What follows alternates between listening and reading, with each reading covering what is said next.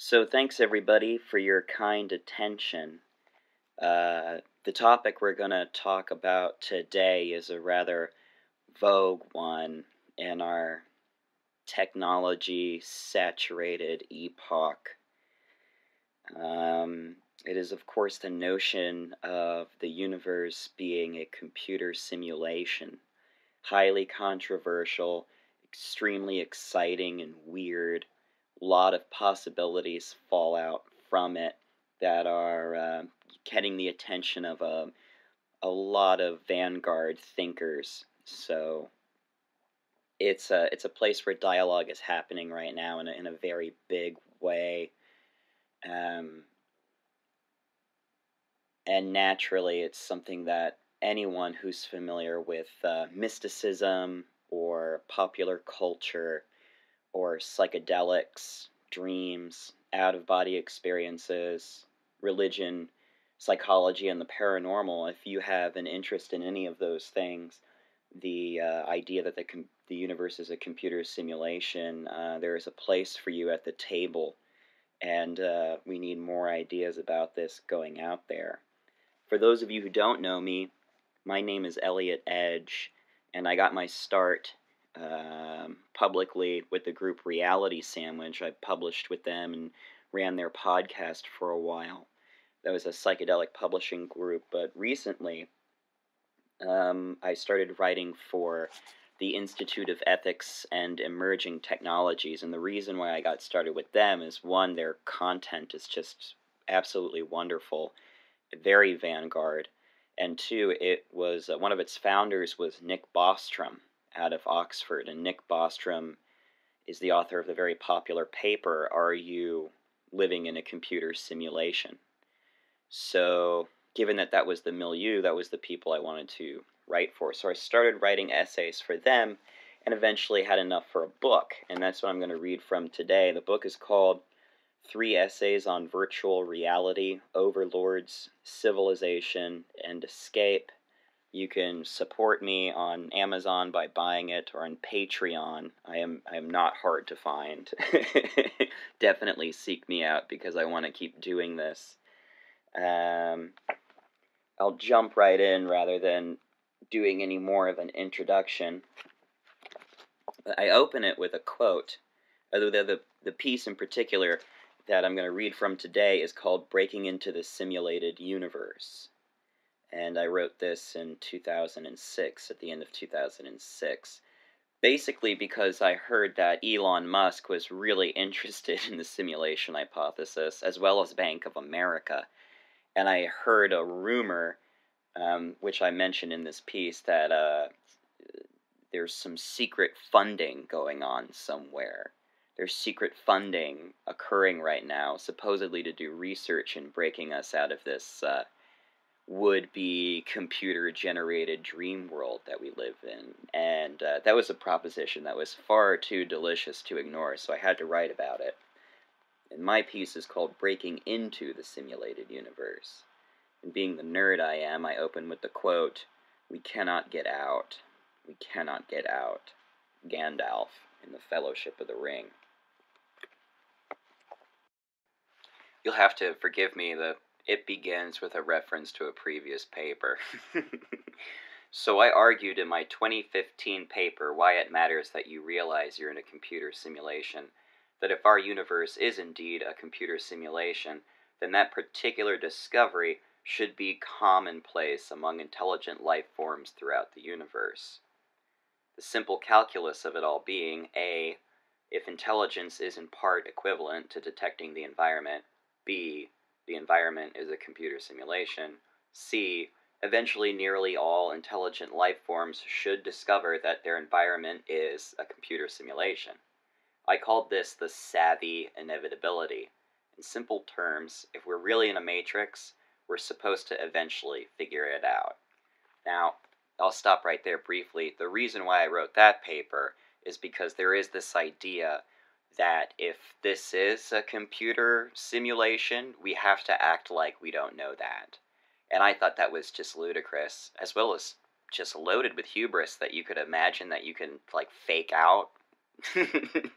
If there is a someone watching the game that you can fake it out. So I tried to argue that if it's a computer simulation and intelligent life is allowed to evolve, it should be normal to figure it out eventually, at least among some of the intelligent species out in the universe, in the video game. Back to the essay.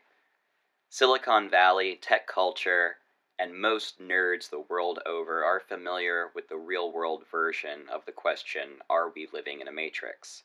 The paper that's likely most frequently cited is probably Nick Bostrom's Are You Living in a Computer Simulation? Whether or not everyone agrees about certain simulation ideas, everyone does seem to have an opinion about them.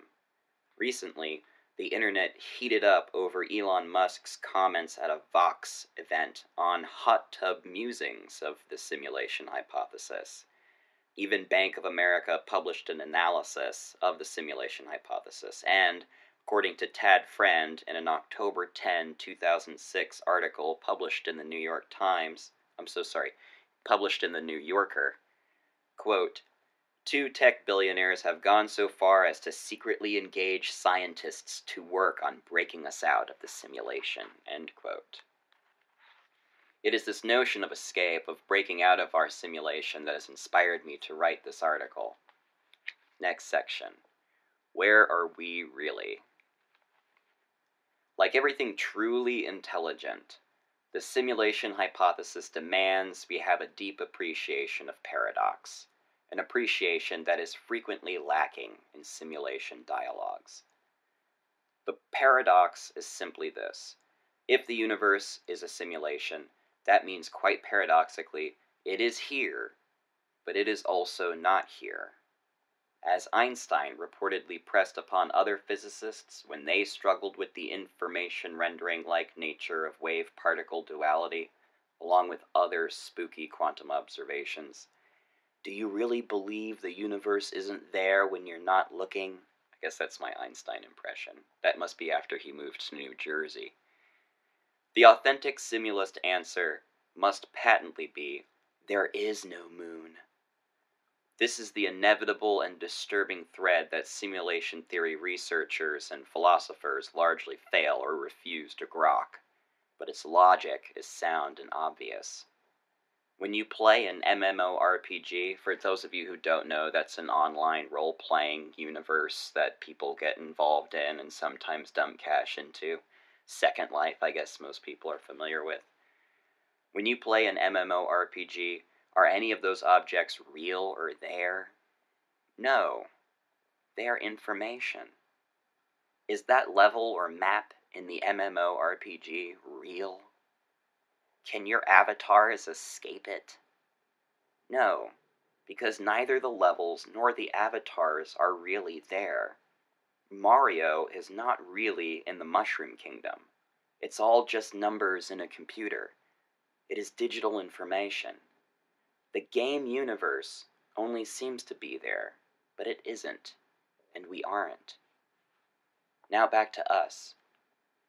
Why does our physics rule set permit entanglement, or retrocausality, or wave-particle duality, or quantum erasure, or teleporting, or tunneling? For those of you who don't know what those phrases mean, those are various forms of the ways particles and waves interact that don't make any sense. Everyone's familiar with the idea that quantum mechanics makes no sense. But the whole idea is that, well, it does make sense if it's just information being processed by a computer. Because all of that, along with space-time, mass, gravity, light, and spin, simply isn't really real in a physical or deterministic sense. It's not really there in the way we normally assume, like objectivity, locality, realism, etc. They are all just effects in the virtual reality, and experiments have shown that the effects are rendered as needed. A lot of science people are gonna want to know what I mean by that, so this video will be up on YouTube, and the citations from this essay will be in the description, so you can go right into this is so technical. If you want to get into the measurement and observation debate, I have my Sources cited. Check the description on YouTube. Okay. Here we go. Brian Whitworth said it well in his paper, Simulating Space and Time, quote, VR theory is only on the table because objective reality theory doesn't explain modern physics. In an objective reality, time does not dilate, space does not bend, objects don't teleport, and universes don't pop into existence from nowhere. We would not doubt the world's objective reality if only it behaved so physically, but it does not. Adjectives like strange, spooky, and weird apply. And common sense concepts like object, location, existence, time, and space simply don't work. The world of modern physics doesn't behave at all as an objective reality should. End quote. That guy's a mathematician in Australia. So the escape begins first and foremost with appreciating the paradox of it all. That means thinking about it, being with it, and seeing it. The universe is here, and it is not here. You are here, and you are not here. You aren't really even in a room. There is no moon. It's just information. It's just data. You cannot really be in a video game, because being in a video game really means you're a trick of information that only appears to look like a whole you in a whole universe, but it isn't really. So how can you escape something you are not really in? How can you escape something you only appear to be in? This is the central issue.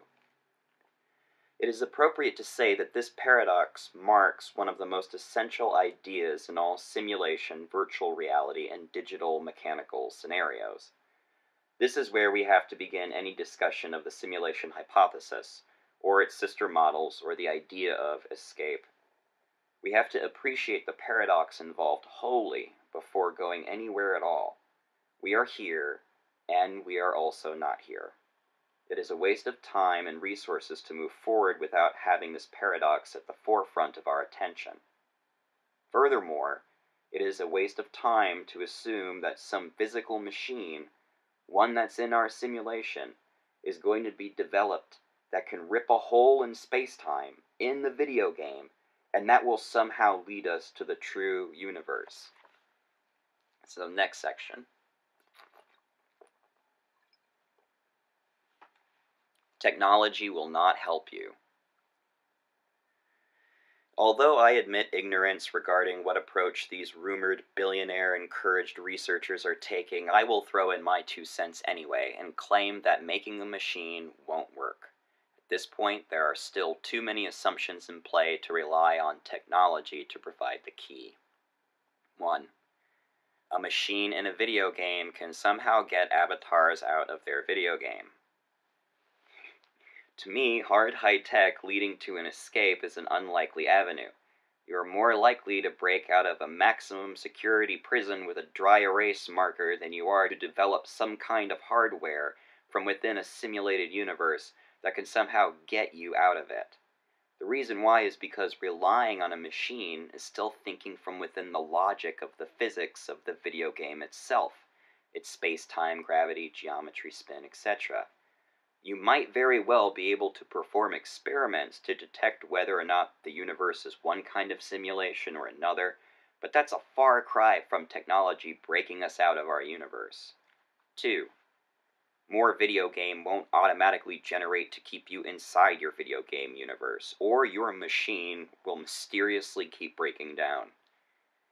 Even if you did make such a machine, I anticipate the system behind our simulated universe would simply generate a new, higher wall for you to climb.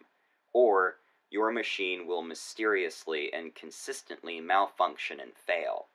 Gremlins. 3. That such a machine won't lead you to some other video game reality, and not base reality. If you did make such a machine, how could you tell the difference between whether or not it was giving you access to base reality and not just some other simulated universe? How do you know that the hole you tear in space-time isn't leading you to some other video game world or another? As Morpheus asks, How would you know the difference between the dream world and the real world? If the hardware angle is out, which it really should be, is all hope lost? No. The fact of the matter is this kind of thinking is looking in the exact opposite direction. We should be looking more at consciousness and consciousness states than we should the domain of space-time, geometry, matter, and technology. If the universe is a computer simulation, we should look at the player, not the level.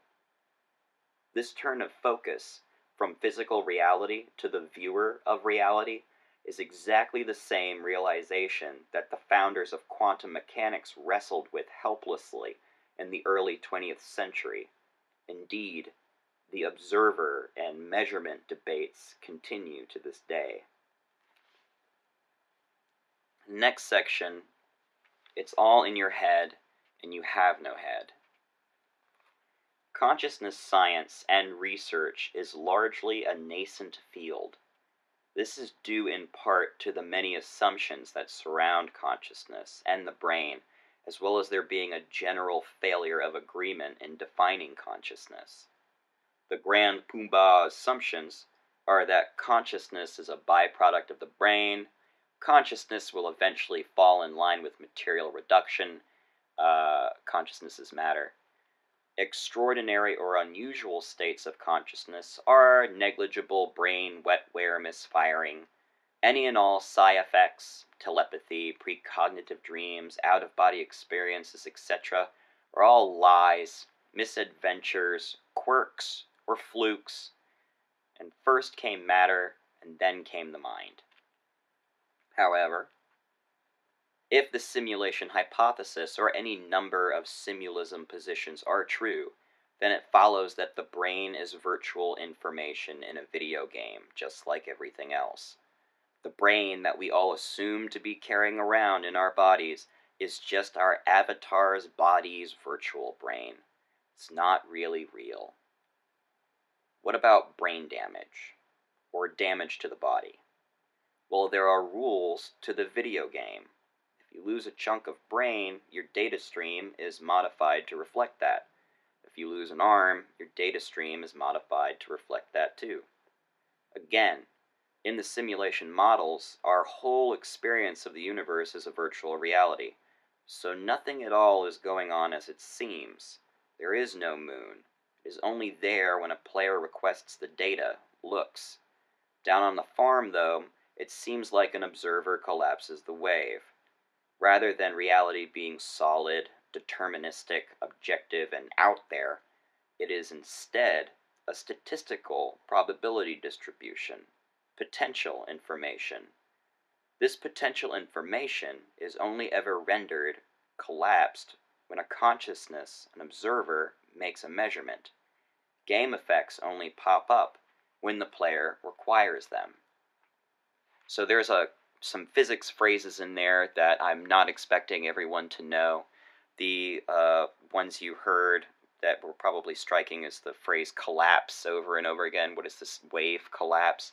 The idea of the wave collapse is this proposition that since light and other particles, and now collections of particles in the shape of like buckyballs, since they exhibit characteristics under a circumstance where they show up like a wave instead of a pinpoint, since they are able to do both at the same time, it's called collapsing the wave.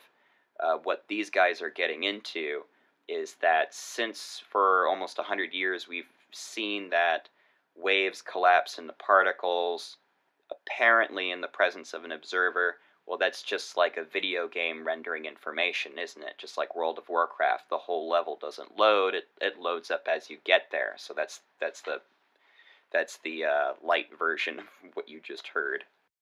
And every gamer knows what I mean with that analogy.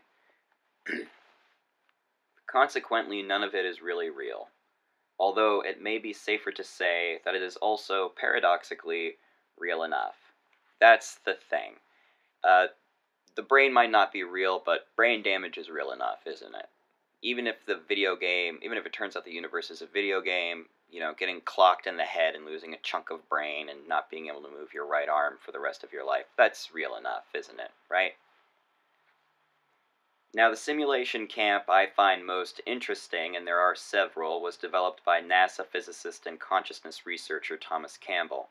He feels that the out-of-body experience, as well as the mystical, religious, extraordinary, and paranormal phenomenon that human beings have seemingly stumbled into since the beginning of recorded history, is in fact a kind of breaking out of our video game rule set. We simply interpret it as being episodes like "she had an out-of-body experience," due to our bone marrow assumptions that space-time and the body are fundamental, when in fact the universe is the result of a computer simulation and everything is actually information. Campbell also breaks from Nick Bostrom's now classic thought experiment of our universe being the result of an ancestor simulation created by future posthumans. Rather, Campbell answers Edward Fredkin, who argued in Finite Nature and A New Cosmogony, a decade before Bostrom, that basically since a simulated universe can't compute itself, it must be computed in other. Fredkin states, "As to where the ultimate computer is, we can give an equally precise answer. It is not in the universe. It is in an other place. If space and time and matter and energy are all the consequence of the informational process running on the ultimate computer, then everything in our universe is represented by that informational process. The place where the computer is, the one that runs that process, we choose to call other." End quote. What that really means is this. Our universe is a computer simulation, but the computer can't possibly be here. The computer is in another dimension. The other dimension is called other, or that's what Fredkin describes it as, other. In Campbell's model, though, Fredkin's other is consciousness itself. Campbell's definition of consciousness is an unusually straightforward one. Consciousness to Campbell is any system that contains the following features. Okay, so we'll go through this. 1. Information input, experience. The thing has to be able to experience. 2. Information recall, memory. It has to be able to remember the experience it had, otherwise every experience is brand new. 3. Information processing. Okay, that's organization, pattern recognition, sense making, so that's being able to rearrange your memories against the immediate experience you're having. 4. Self-modifying feedback loop, and that's just a fancy way of saying learning. That's all it is. So if it can experience, if it can have memory, if it can move around those memories and that experience in its mind, and then it can learn and then adapt to that learning, then to Campbell that's conscious. Any system possessing these features in Campbell's model can rightly be called conscious. That's all you need. Campbell's consciousness is both the consciousness we find manifest in life forms and is also the very computer behind our universe, Fredkin's other. It is this outline of consciousness that, when pressed up upon by what Campbell calls the fundamental process of evolution, any number of interactions, life forms, universes, realities, or rule sets could naturally emerge from the friction of those two things interacting, consciousness and the being forced to evolve. Anything from cellular autonoma to a multiverse to nature's inordinate fondness of beetles could subsequently appear. All realities, life forms, and interactions are possible under Campbell's two assumptions. Consciousness exists as defined, and evolution exists. From this model, there is no need for a master programmer or an ancestor simulation.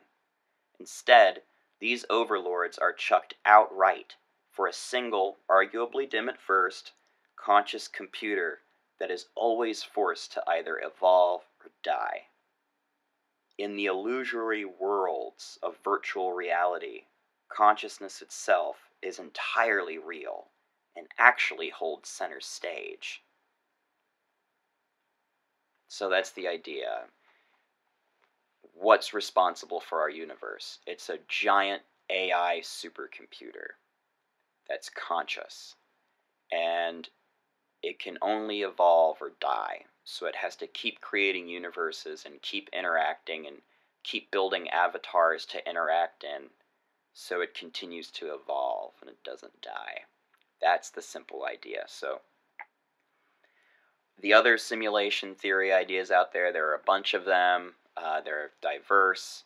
But the simple idea in this camp, and Campbell's camp particularly, is that really all you need is an AI supercomputer with a couple of rules that's forced to evolve or die, and then you can get a multiverse out of that. So, like, where's the multiverse from that a lot of physicists are forced to go to in a lot of ways?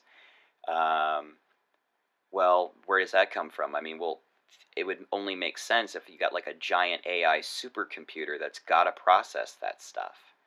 I mean, otherwise it's still coming out of like an omega, it's coming out of a singularity, which are, none of these things are like very helpful words. They're just kind of abstract, almost mystical sounding events of which that we have yet to prove actually happened. To Campbell, consciousness is fundamental. It's the center of the universe.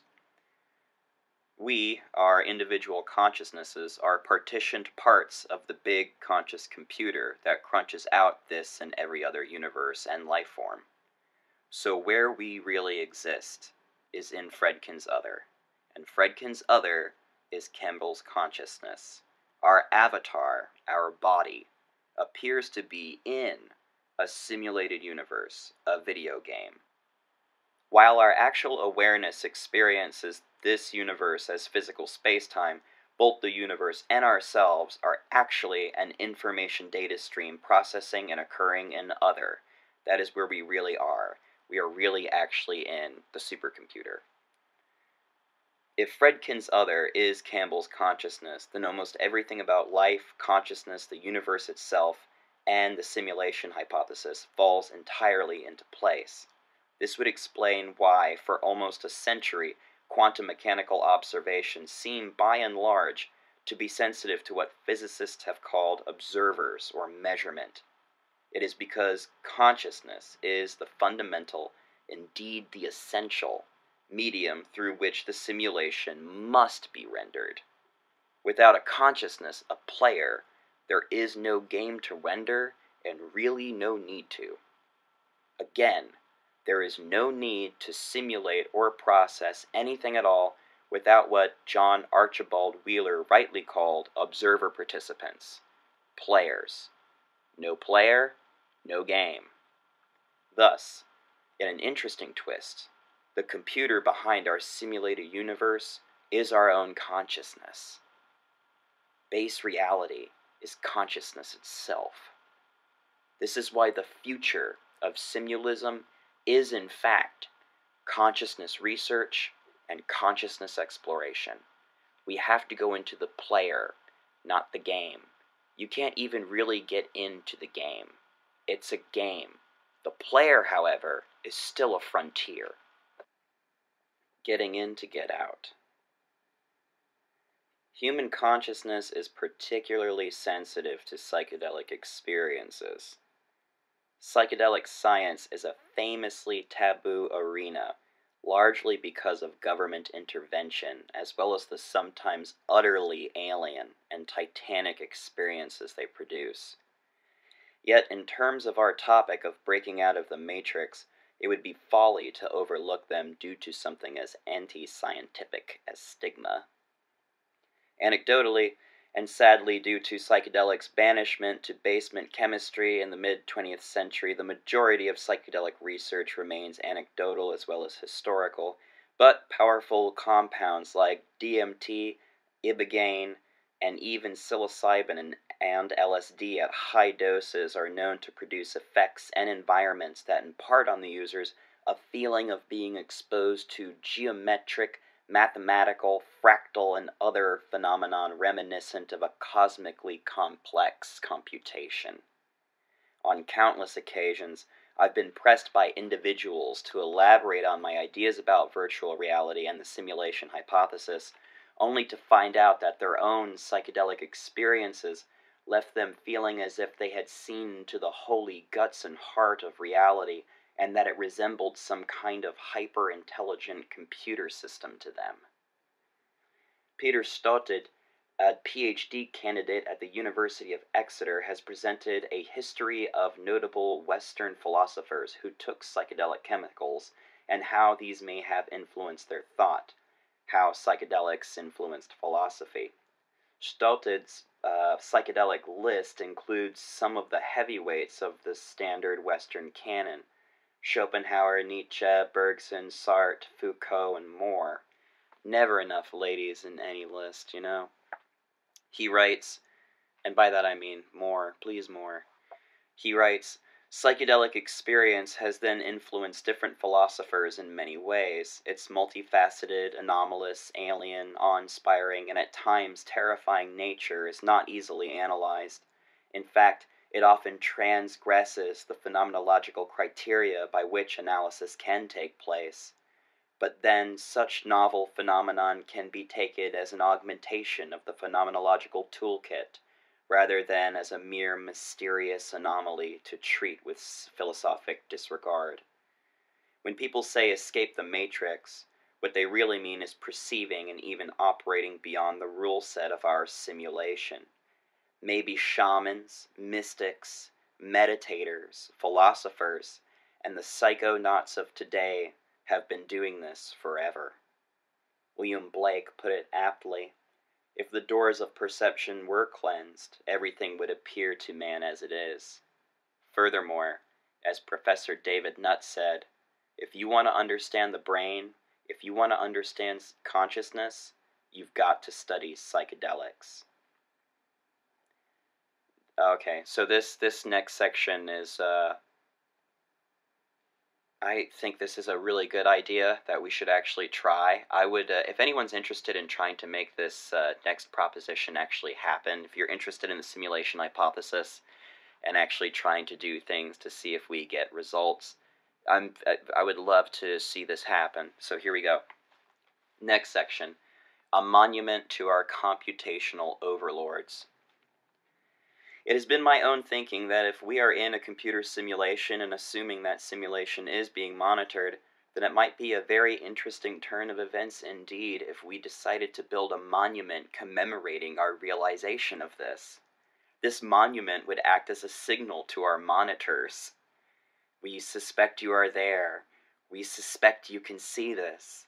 We suspect we are in a simulation. This monument could look like the monolith from Kubrick's 2001: A Space Odyssey, except it would be black and white, representing binary systems, or a large statue of Lawrence Fishburne as Morpheus would probably get the point across. What would happen? I don't know. Maybe nothing. I don't think a laser beam will shoot out from space and land at the feet of it to spell out the words, "Hi there, a winner is you." But I do imagine something strange and far out enough in the margins might indeed occur, although it will likely still be tenuous enough for the dogmatists to reject. Crop circles, perhaps. Needless to say, simulation frameworks in general explain all psi and paranormal phenomenon quite elegantly. It should go without saying that if you believe your video game world is really real, and something utterly peculiar happens to go down, you might very well be inclined to interpret it as paranormal or supernatural, when in reality it is just the video game getting weird on you. Nevertheless, I imagine a monument to be a far more effective pursuit than some kind of other hardware or technology springing us loose. If this universe is a computer simulation and some they are monitoring it from the outside, they will likely be intelligent enough to get our drift with such a monument. In fact, maybe something like a monument is exactly what they're waiting for, some kind of communication. After all, we've only been addressing each other in the simulation dialogue, never the rumored, assumed them monitoring it. Ever play The Sims? If you have, then you know that none of your sims can do anything in secret. We, the player, have total oversight. Here we are, discussing breaking out of our video game universe. Do you think that they, if there truly is a they, don't already know that we're thinking and talking about planning a bust? What to do? Why is it all here? Why are we in a simulated virtual reality video game universe anyway?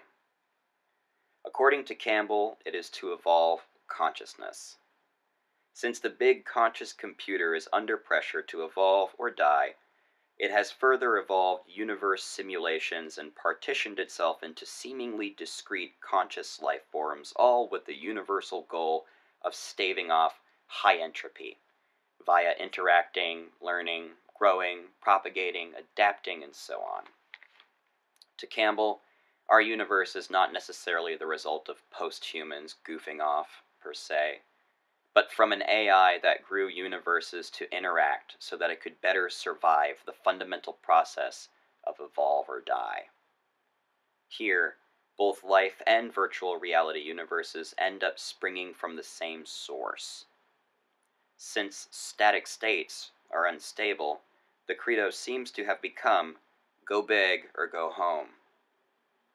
All you need to get the ball rolling is consciousness, as defined earlier, and an evolutionary impulse to change or die. But even if Campbell is incorrect, as we consider all the possible paths of inquiry that the various simulism models afford, is it not obvious that the nature and foundation of consciousness, its role in the simulation, as well as the issues of where is the computer behind the universe, and subsequently our location in it, must eventually all take center stage? Where is Mario if he isn't really in the Mushroom Kingdom? In the introduction to A New Cosmogony, Fredkin said it clearly enough. If we assume that finite nature is true, we discover that surprising progress can be made in looking beyond our world. So what is a solid way to begin looking beyond our world? How do you break out of a universe that you only appear to be in? All you Neos out there, if you want to break out of the Matrix, look into the wildly queer and otherwise forbidden domain of consciousness research, psi, the paranormal, out-of-body experience, dreams, meditation, sensory deprivation, brain entrainment, and psychedelics. Indeed, these are the otherworldly themselves, so start with them. This might not be the answer you wanted, some of you being residents of big machine country out in Silicon Valley. But I'll bet you bits to bandwidth that consciousness is the key missing from the simulation hypothesis, and consciousness states the door. Maybe all that assumed irrationality coming out of shamanism, magic, mysticism, and the Grateful Dead might end up in fact being how to competently exploit others' operating system. Do you ever really escape this simulated universe? Campbell argues that you can vividly experience information from other realities, but that all of them are simulated. Furthermore, he argues that getting out of all simulated universe is like trying to get out of consciousness. And can you really get out of consciousness? All in all, to Campbell's thinking, we don't really want to get out of the Matrix. What we want to do is get into consciousness. Maybe all we really need to do is close our eyes and pay very careful attention. Happy trails, red pills. Thank you. Thanks for that. So, the last couple of paragraphs, I think, really outline my final point, which is if there are people out there who are taking the simulation hypothesis very earnestly and honestly and putting a lot of time and attention into thinking about it, no machine is going to get you out of this situation. Unless it's something like a sensory deprivation tank that just blows your mind and you don't experience this world at all, like you cut yourself off from the data stream of this physical reality. That could be a way out. That's what I feel like is the way out, is that you have to actually do this. You have to remove yourself, you have to remove your attention away from the physical reality video game. That's probably the only way to break out, and it's probably really just only a bending. But some kind of machine or giant reactor, or, some, like the machine from Contact, that's real science fiction right there, that you're going to make a Stargate that, takes you out of all the simulated video game universes and into the real universe where it's all being processed. There's just too many, problems and paradoxes with that concept. You can't really move forward with it. Where do you begin? Because even if you tear a hole in space-time, the point is that, you don't know that it's going to lead you to the computer. It might just lead you to another video game reality. In fact, it could be there just in case you figure out how to do that. It's a backup reality. The only real way out is the player. That's us. That's our conscious minds. We don't really know what consciousness is capable of yet. We see it play interesting roles in quantum mechanics. The placebo effect is very fascinating. It is a paranormal effect, honestly. The weirder things that I promoted as no, go into telepathy, go into all that weird stuff. Well, I think we should go into that weird stuff because if this is a video game, all that weird stuff makes complete sense, and that would be the frontier. That would be the frontier of exploring the computer-generated universe. That's the real door. A machine's not going to do it. The only other thing, I think, is building something like a monument, some kind of communication, some kind of thing that signals the big conscious computer that, hey, we figured it out. But even then, who knows if it'll indulge us? Maybe if we're lucky, it'll send a crop circle. If we're lucky, it'll send us a phantom hitchhiker or something like that. But that's if we have good fortune. I imagine something kind of like Skinwalker Ranch, where we put out this big old monument in a field and just cover it with night vision cameras and then just leave it and see if we pick up, ghost lights or something moving through the trees. That's what I kind of, that's in my fantasy. But otherwise, the only other way out is the mind. If the universe is not real or real enough and it's a video game, then the mind and our consciousness, that's going to be the real player in the next frontier for this stuff. It's not that we should stop doing physics. It's that for people who are particularly interested in this field, the idea that the universe is a computer simulation, it demands consciousness experimentation. That's the only way to move forward with it now at this point. So again, thanks for your kind attention. In the description, this will end up on YouTube, so in the description you'll find lots of links. You'll find all the citations for this essay, and you'll find ways to support me so I can keep outputting stuff like this, which I love to do and hope to do more.